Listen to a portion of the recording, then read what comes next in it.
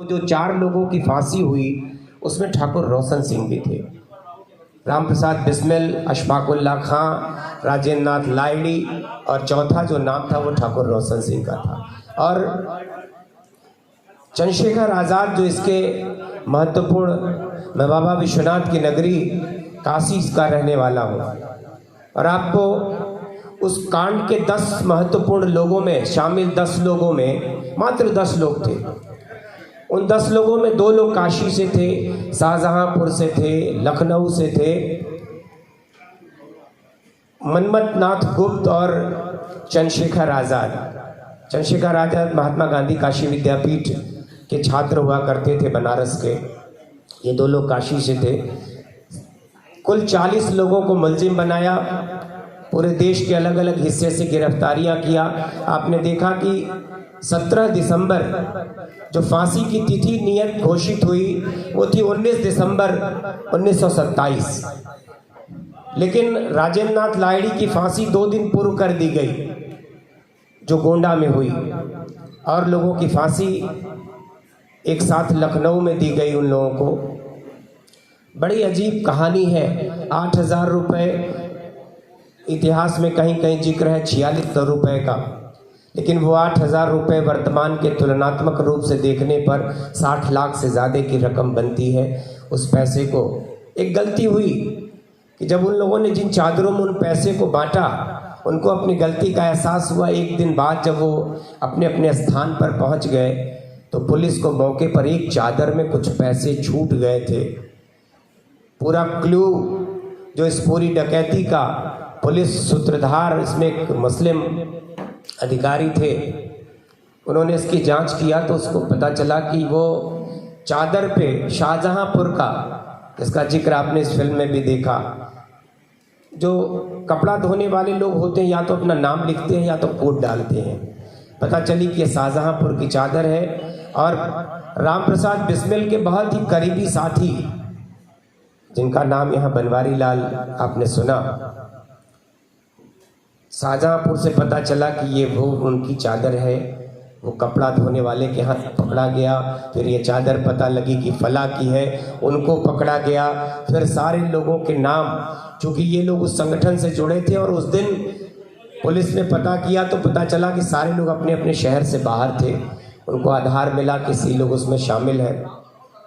बारी बारी से 1.5 साल 2 साल तक लगातार गिरफ्तारियां हुई और 40 लोगों को, जिसमें आपने देखा कि 4 लोगों को फांसी हुई, कुल 6 लोगों को फांसी देना था इनको, जिनमें 4 को फांसी हुई। चंद्रशेखर आज़ाद की कहानी आपने देखा। और 4 से 14 वर्ष की उम्र तक, जिसमें काला पानी की सज़ा, जिनको आजीवन कारावास आज कहते हैं, उस दरमियान आजीवन कारावास के रूप में काले पानी की सज़ा देते थे। और उन लोगों को, आपको पता है कि अंडमान कि जो सेलुलर जेल जिसको कहते हैं, वहाँ काला पानी के रूप में वहाँ भेजा जाता था। 40 लोगों में इतने लोगों की फांसी के बाद सारे लोगों को सज़ा दी गई। वो सज़ा किसी को आजीवन कारावास, किसी को कुछ, किसी को कुछ। एकमात्र एक व्यक्ति को जिसने माफ़ी मांगा था, उनकी सज़ा 1 वर्ष कम की गई। 5 साल थी वो 4 साल दी गई। मतलब ये है कि आप जानिए कि कैसे, और जिस दरमियान ये मुकदमा चला, इनके मुकदमे की पैरवी के लिए आपने पंडित मदन मोहन मालवीय का नाम सुना होगा, देश के बहुत बड़े बैरिस्टर थे। उन्होंने भी, और उस दरमियान देश के बड़े वकीलों ने इसमें अपने दरियाफ्त किया, उन लोगों से सिफारिश किया कि इनकी सज़ा कम की जाए, लेकिन चूँकि अंग्रेज़ों को तो इनको फांसी देना था। उस दरमियान एक रिपोर्ट दी गई कि राम प्रसाद बिस्मिल को अगर छोड़ा गया तो इस देश में अंग्रेज़ों का रहना मुश्किल हो जाएगा। ऐसी रिपोर्ट देते हुए सबको फांसी दी गई। किसी की सज़ा न कम किया, न किसी को माफ़ी दिया, न किसी को। आज आपको सुन के लगता होगा कि कैसे आज किसी को थोड़ी सी चोट लगती है, किसी को थोड़ा सा तकलीफ़ उठाना पड़ता है तो देश के खिलाफ़ वो बातें करने लगता है, समाज के खिलाफ़ करने लगता है। जब ये पेशी पे लाए जाते थे तो आपने एक तराना सुना है, सरफरोशी की तमन्ना अब हमारे दिल में है, देखना है जोर कितना बाजुए कातिल में है। ये तराने कि उन अंग्रेज अफसरों को चिढ़ाते हुए जाते थे गाते हुए। आपने पढ़ा कि राजेंद्र नाथ लाहिड़ी जिस दिन फांसी होनी थी उस दिन भी उन्होंने व्यायाम किया। अब कल्पना करिए कि जिस व्यक्ति को फांसी होनी हो और वो व्यायाम करे, तो जब अधिकारी ने पूछा, जेलर ने, कि आज भी आप अपने को, तो उन्होंने कहा कि मैं मरने नहीं जा रहा हूं, मैं आजाद भारत में जन्म लेने जा रहा हूं। तो बड़ी अजीब दास्तान है, बड़ी लंबी कहानी है। आज बड़ा ही अपने को गौरवान्वित महसूस कर रहा हूं कि आपके बीच में आने का अवसर मिला। और गोंडा का ये रिश्ता मेरे लिए बड़ा नया था। देवी भक्त सिंह जी के बारे में मैंने पढ़ा सुना, एक व्यक्ति कैसे इस लड़ाई में, आपके राजा थे वो, उन्होंने अपना सब कुछ कुर्बान कर दिया, घर महल जमीन जायदाद, फिर वो गुमनामी के अंधेरे में खो गए। पर कहते हैं कि वो नेपाल चले गए, बेगम हजरत महल और भी क्षेत्र के तमाम राजाओं ने मिलकर वो लड़ाई लड़ा था। च्यवन ऋषि का भी रिश्ता बताया गया। मैं आयुष का मंत्री हूँ। च्यवन, चरक, महर्षि सुश्रुत और भगवान धन्वंतरी से मेरा रिश्ता है, जो कि उसी विभाग का आयुष का मंत्री हूँ। तो आज निश्चित इस धरती पर आकर अपने को बहुत ही गौरवान्वित महसूस कर रहा हूँ। जहाँ तक सवाल इन शहीदों का है, किसी ने कहा है कि शहीदों की चिताओं पर लगेंगे हर बरस मेले, वतन पर मिटने वालों के यही बाकी निशा होंगे। तो हम उनको याद न करें। ये जो नौजवान पीढ़ी है, आज इन बुजुर्ग को जिनको 100 साल की उम्र है इनकी, आपके लिए ये लोग, ये कहानियाँ बड़ी अजीब सी लगती होंगी कि कैसे इस देश के लिए लोगों ने अपने प्राण कुर्बान कर दिए हंसते हंसते। किसी ने कोई माफ़ी मांग लेता तो हो सकता है वो फांसी ख़त्म हो जाती या उनकी सज़ाएं कम हो जाती। किसी ने भी, इस देश में ऐसा कोई इतिहास नहीं कि किसी भी क्रांतिकारी ने माफ़ी मांगा हो।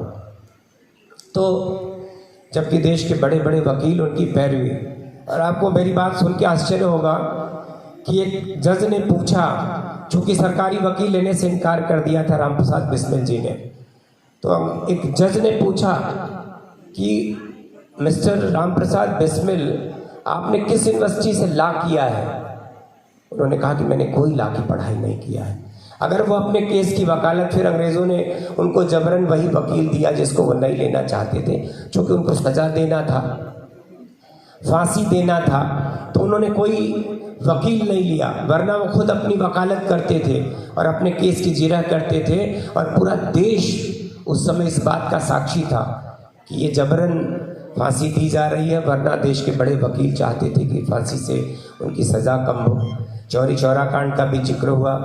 असहयोग आंदोलन महात्मा गांधी जी ने उस घटना से दुखी होकर लिया, जिसमें 26 थाने के लोग यहाँ जला दिए गए थे, मार दिए गए थे, चौरी चौरा जो गोरखपुर के पास है।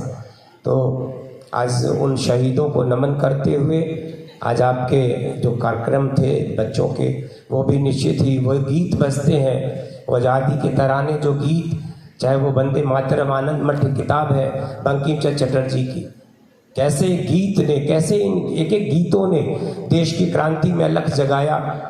वंदे मातरम जिस गीत को आप सुनते हैं वर्तमान में, वो एक पुस्तक की, आनंद मठ किताब की का एक तराना है। तो न जाने कितने गीतों ने, चाहे वो जनगण मन हो, अपने रविन्द्रनाथ टैगोर जी के द्वारा लिखा, इन गीतों ने इस देश की आज़ादी में कितना योगदान। आज भी जो मंचन करते हैं आप 15 अगस्त को, 26 जनवरी को जो गीत गाते हैं, सुनते हैं, उन गीतों में वो आज़ादी की बातें सुनकर देश के लोगों को अच्छा लगता है। फिर से उनको याद आती है कि आज जिस भारत में हम सांस ले रहे हैं, सन 1947 में देश आज़ाद हुआ। अभी बाहर में आ रहा था तो झंडे दिखाए गए, तिरंगा। आपको अभी हर घर तिरंगे का एक लक्ष्य सरकार ने, संगठन ने निर्धारित किया है। पूरे उत्तर प्रदेश में, पूरे देश के हर घर में ये तिरंगा फहराया जाएगा। इस तिरंगे की कहानी मैं आपको बताऊं कि देश में पहली बार तिरंगा या झंडा कोई, इसके पहले कोई नहीं जानता था कि किसी देश का कोई ध्वज भी हो सकता है। 1904 में भगिनी निवेदिता स्वामी विवेकानंद की शिष्या हुआ करती थी, उन्होंने पहली बार एक ध्वज बनाया। उस ध्वज की कहानी के 3 रंग थे, लाल, बीच में ऊपर लाल, बीच में पीला और नीचे हरा।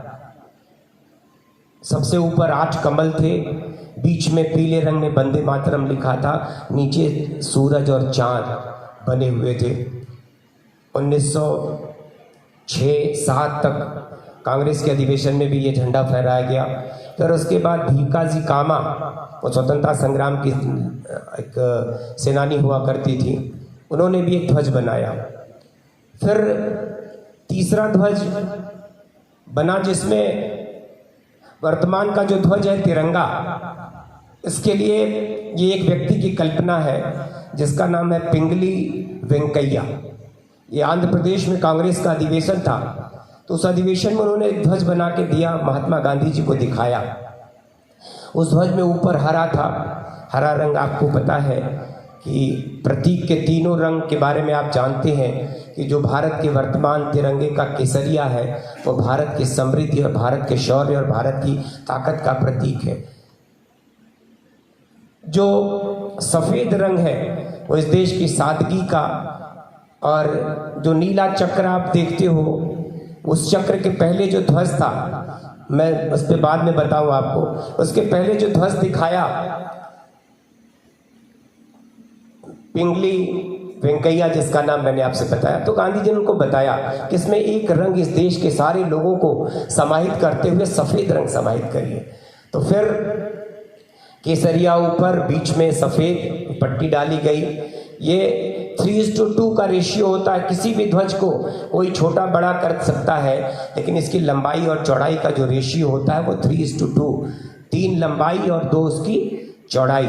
पट्टियां बराबर होती हैं, 36 पट्टियां होती हैं। बीच का जो चक्र है, इस चक्र के पहले महात्मा गांधी जी ने कहा कि इसमें चरखा लगाइए, तो एक चलता हुआ चरखा बहुत दिनों तक उस ध्वज में शामिल किया गया। चरखा इस देश में आपको पता है कि आज़ादी के दरमियान चरखा काट के लोग सूत काटते थे। जो असहयोग आंदोलन था, विदेशी वस्त्रों का जब बहिष्कार किया, तो महात्मा गांधी जी ने अपने हाथ से बुने हुए कपड़े, आज भी प्रथम जो तिरंगा होता है जिसकी मान्यता है वो खादी का ही तिरंगा। अब उसको खादी का ही सिल्क हो चाहे खादी का काटन हो, उन्हीं कपड़ों का तिरंगा बनता है। और उस तिरंगे की कहानी मैंने आपसे बताया। तो बाद में फिर 1947 में, तो जुलाई की डेट थोड़ा सा मैं भूल रहा हूँ, उसको फिर 15 अगस्त 47 के पहले जुलाई माह में भी इस तिरंगे को स्वीकार किया गया। अब फिर इसमें चक्र, जो धर्म चक्र जिसको कहते हैं, सम्राट अशोक की जो लाट बनारस में सारनाथ में उत्खनन के पश्चात मिली, तो उसमें जो सिंह शेरों के निशान है उसी पर वो चक्र बना है। ये 24 तीलियां होती हैं, नीला रंग, गहरा नीला रंग होता है, पूरी सफ़ेद पट्टी को बराबर घेरे हुए वो चक्र है। ये चलती हुए गतिमान भारत का प्रतीक है। 24 घंटा दिन और जो रात के 24 घंटे का चक्र है उसको प्रदर्शित करती हुई ये 24 घंटे, जैसे एक एक घंटा होता है वैसे 24 तीलियां होती हैं। आज भारत का ये राष्ट्रीय तिरंगा हम सबके शान और गौरव का प्रतीक है। उसको भी मैडम ने दिखाया, उसकी भी तैयारियां चल रही हैं, झंडे बन रहे हैं, उसकी भी शुरुआत आज से होनी है। अब सबको, पूरे सभागार को ये आयोजन इसलिए होते हैं कि इस देश के लोगों को पता नहीं कि चौरी चौरा में क्या हुआ, एक डकैती मानते हैं। काकोरी के लोग, इससे देश भर में चर्चा होती कि काकोरी में ऐसा कांड हुआ, लेकिन इतिहास क्या है, असल कहानी क्या है, मकसद क्या था क्रांतिकारियों का? वो मकसद था भारत माता को गुलामी से आज़ाद कराना।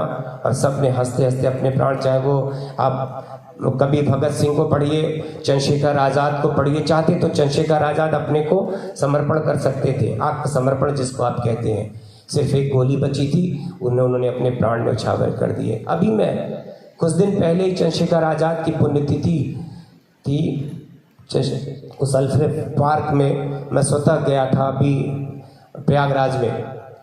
तो ऐसी जगहों पर जब जाने का अवसर मिलता है तो मुझको लगता है कि निश्चित ही आपको गौरव की अनुभूति होती होगी कि ये देश न जाने कितने, किसी ने कहा है कि ये रोशनी जो अंधेरों से होके आई है, न जाने कितना निचोड़ा है जुगनुओं का लहू, अपने प्राण जुगनुओं की तरह लोगों ने न्यौछावर कर दिए। न किसी चीज़ की कामना नहीं, कोई ऐसे आज किसी से कह दीजिए तो शायद उसको एहसास भी नहीं होगा कि क्या इस देश को प्राणों की ज़रूरत है। तो उन शहीदों को नमन करते हुए अब फिर से इस सभागार को ढेर सारी बधाई और शुभकामना देते हुए कि आज आपने एक बहुत ही शानदार कार्यक्रम का आयोजन किया।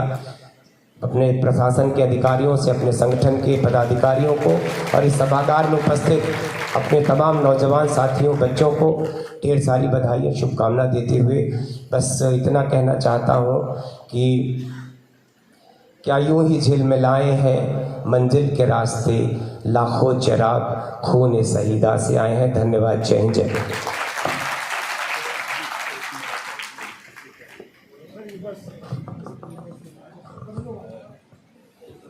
हम सभी लोग बहुत बहुत अभिभूत हुए।